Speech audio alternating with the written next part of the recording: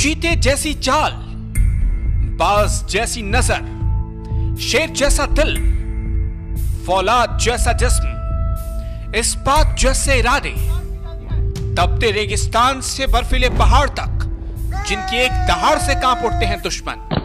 यह है इंडिया की first line of defence, BSF.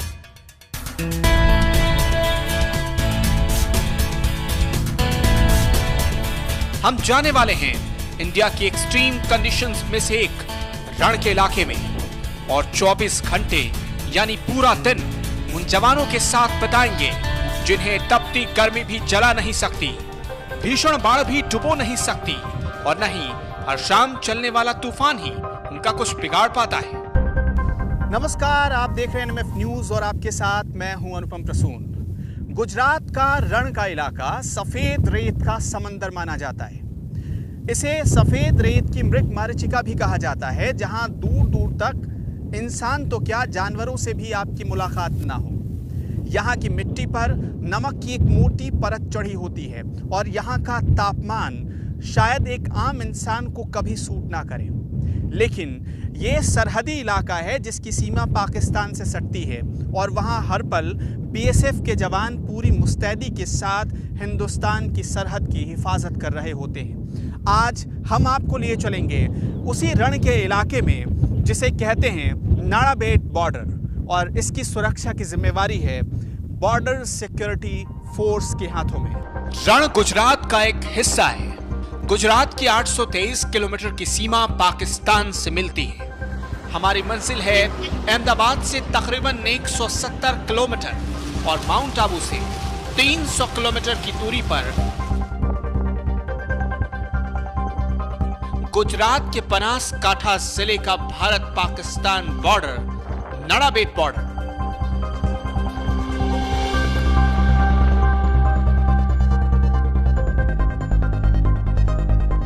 ये कैसा इलाका है? ये कहां आ गए हम, जहां दोपहर में इंसान तो क्या कोई परिंदा भी नजर नहीं आ रहा। ये कौन सी जगह है जहां एक भी मकान नहीं? यहां कोई रहता क्यों नहीं? रण में पहुंचते ही हमारा जहन इन सवालों से जूझ रहा था। मंजिल पर पहुंचने से पहले हमारा पहला पड़ाव था ये कैंप, जो बीएसएफ ने ही मुहैया करवाया था। लगातार 1000 किलोमीटर के तोड़ देने वाले सफर में हम थक चुके थे। जवानों ने बॉर्डर से 30 किलोमीटर दूर एक कैंप में आराम करने को कहा। कुछ वक्त के आराम के बाद हमें ले जाया गया उस बीओपी जहां बीएसएफ की जीप इंतजार कर रही थी। इस जीप में बैठकर हम निकल पड़े नाड़ाबेट बॉर्डर की तरफ। यह बॉर्डर साल 1965 में भारत पाक जंग के बाद बना। तभी से यहां बीएसएफ के जवान तैनात हैं। रास्ते में जमीन को चूमता क्षितिज हमारा स्वागत कर रहा था। आसपास से हरियाली गायब थी, लेकिन फिर भी यह जगह आंखों को लुभा रही थी। कभी कभी ऐसा लगता जैसे दूर जमीन को बर्फ की एक मोटी परत ने ढक दिया है। अगर आप भी ऐसा सोचते हैं तो समझिए रण की मृग तृष्णा का आप भी शिकार हो चुके हैं। नजरों को खींचने वाली ये सफेद चीज या तो सफेद रेत हो सकती है या नमक। इस जगह का खालीपन आपको लुभाता है, लेकिन जरा ठहरिए। आप जिस खूबसूरती पर घायल हुए जा रहे हैं, वहां 2 घंटे भी जिंदा रहना आसान नहीं। इस पूरे इलाके में चूंकि नमक प्रचुर मात्रा में पाया जाता है और इसी वजह से यहाँ की जमीन पर नमक की एक मोटी परत चढ़ गई है और इसकी वजह से ये पूरी जमीन बहुत ही सख्त हो गई है।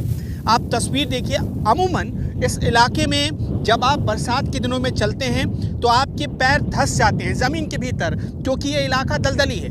लेकिन इस पर नमक की एक मोटी परत चढ़ने की वजह से, सोडियम की एक मोटी परत चढ़ने की वजह से ये पूरी तरह से सख्त हो गई है, जो अभी धंस नहीं रही। ऐसे ही विषम हालातों में इस वक्त जवान यहाँ रहते हैं।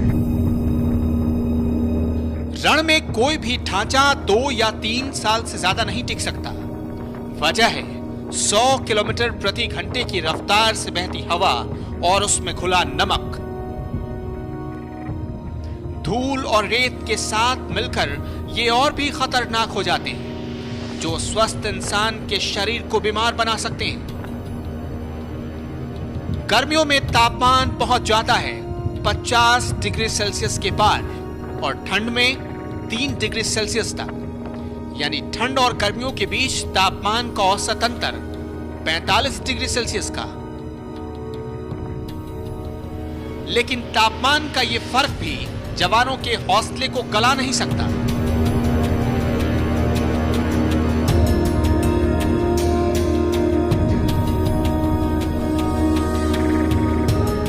बारिश के दिनों में इस इलाके में पांव रखना भी मुश्किल, क्योंकि जिसे आप खूबसूरत जगह मानते हैं वो बन जाती है दलदल। ये पूरा इलाका दलदली है।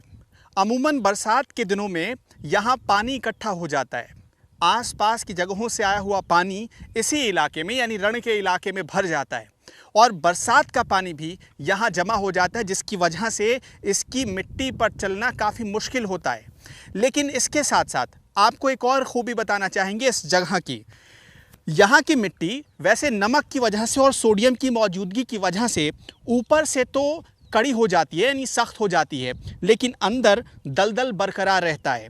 अभी इस इलाके में बाढ़ या बारिश का पानी नहीं आया, इस वजह से ये इलाका बचा हुआ है। इस वक्त गाड़ी की रफ्तार है 100 किलोमीटर प्रति घंटा। ये सड़क खास तौर पर सिर्फ बीएसएफ के लिए ही बनाई गई। पूरे साल इसकी देखरेख और मरम्मती का काम चलता है। इन सड़कों पर हवा से बात करते हुए हम जल्द पहुंच गए 0 पॉइंट, वो जगह जहां पाकिस्तान सामने से नजर आता है।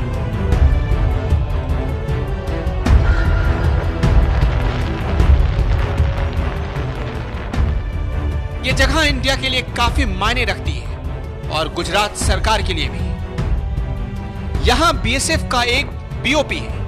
सामने ये बोर्ड बताता है कि उस तरफ दुश्मन देश पाकिस्तान है। 2016 में इस जगह को टूरिस्ट प्लेस के तौर पर विकसित किया गया, जहां हर शनिवार और रविवार को सीमा दर्शन रखा जाता है। एक रजिस्ट्रेशन, मामूली चार्ज और सघन जांच के बाद सीमा दर्शन के लिए आप जा सकते हैं। नाड़ाबेट से तकरीबन 30 किलोमीटर सफर तय करने के बाद हम पहुंच चुके हैं उस 0 पॉइंट पर, जहां से सीधे तौर पर कोई भी आम आदमी पाकिस्तान की सीमा को देख सकता है। आप मेरे सामने ठीक देख सकते हैं स्टॉप पाकिस्तान 250 मीटर। जी हां, ये आखिरी वो पॉइंट है जो आम आदमी के लिए रखा गया है, सीमा दर्शन वो कर सकता है। वाघा बॉर्डर के बाद ये दूसरी ऐसी जगह है जहां सीमा दर्शन की सुविधा रखी गई है।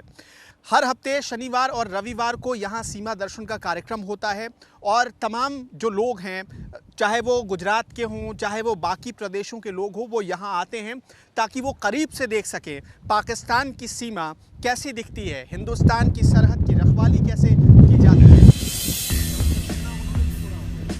आम आदमी इस बीओपी के आगे नहीं जा सकता। अब हम जवानों के साथ आगे बढ़ते हैं, जिससे हम जान सके कि दिन रात धूप, धूल, बरसात और भूख प्यास की परवाह किए बगैर कैसे जवान सीमा पर चौकन्ना है। याद रखिएगा, यहां से आगे की दुनिया बिल्कुल अलग हो जाती है। ना फोन, ना टीवी, पंखे तक नहीं, बस तपती हुई रण की रेत। दूर घर पर कौन किस हालत में है, जवान ये खबर भी नहीं पूछ सकते, क्योंकि उनके लिए उनका कर्तव्य सबसे पहले है। सूरज सिर पर है, यानी भरी दोपहर, ह्यूमिडिटी बहुत ज्यादा है, धूप चुभने वाली, जिससे कुछ दूर ही पैदल चलने पर आप गश खाकर गिर सकते हैं। लेकिन इस धूप में भी सरहद पर गश्त करते जवान दिख गए। उनकी चीता चाल दुश्मनों की चिंता बढ़ाने वाली, मानो उनका हर कदम सरहद पार के शैतानों को चेतावनी दे रहा हो। फेंसिंग से कुछ मीटर की दूरी पर दिख रहा सफेद पिलर पड़ोसी देश को बता रहा है, सावधान, ये हिंदुस्तान की सरहद है, जिसे लांघने की गुस्ताखी मत करना। बॉर्डर फेंसिंग का इलाका कई किलोमीटर तक फैला हुआ है, लेकिन मीलों के गश्त को मिनटों में पूरा करवाती है बॉर्डर पेट्रोल की ये बग्गी, जो सरहद पर 24 घंटे चक्कर लगाती है। रण के रेगिस्तान को रौंदते रणबांकुरे पैदल गश्त करते रहते हैं। ये सिलसिला 365 दिन और 24 घंटे जारी रहता है। इस वर्दी में कुछ तो खास बात होती है कि कोई कश्मीर से और कोई कन्याकुमारी से सरहद की हिफाजत करने और देश की सेवा करने के लिए इस मरुस्थल में आ पहुंचा है। ये रण का इलाका है, लेकिन फिर भी इस वर्दी की वजह से ही जो जुनून हमारे रगों में दौड़ रहा होता है, उससे ना तो 50 डिग्री सेल्सियस से ऊपर के तापमान का खतरा महसूस होता और ना ही जहरीले सांप और बिच्छुओं का।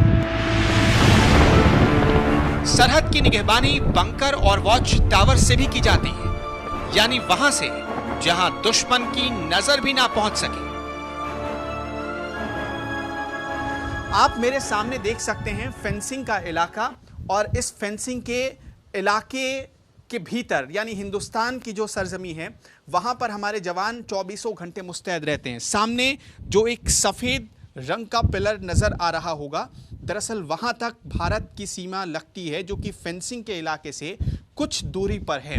वो भारत की सरहद है, वो भारत के हिस्से में आता है, लेकिन सफेद पिलर के दूसरी तरफ का जो हिस्सा या दूर पहाड़ों का हिस्सा जो नजर आ रहा है, वो पाकिस्तान का इलाका है।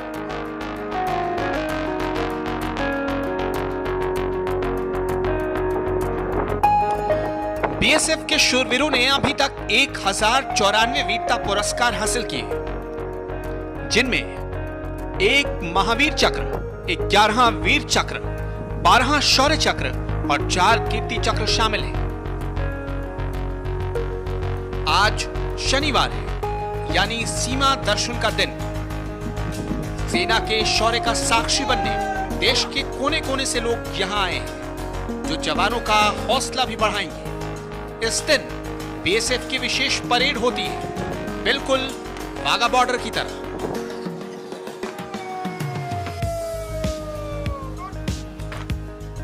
जोरदार तालियों से इनका स्वागत करें। अपने सधे हुए कदमों से मार्च करते हुए सब इंस्पेक्टर गौरव चौहान।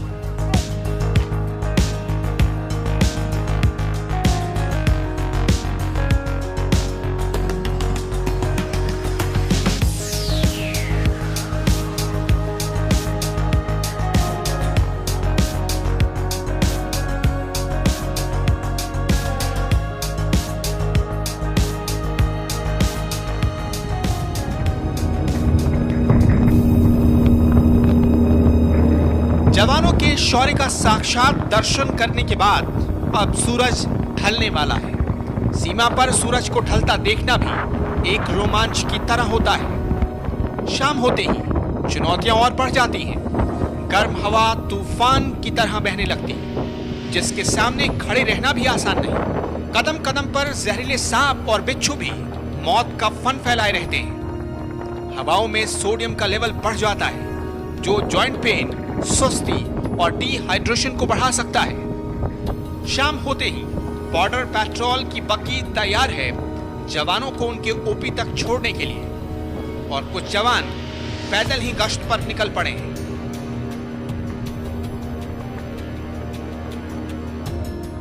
दुश्मन किसी भी वक्त किसी भी शक्ल में दस्तक दे सकता है, और दुश्मन जब पाकिस्तान जैसा शातिर हो तो चौकन्ना रहने की जरूरत कई गुना बढ़ जाती है।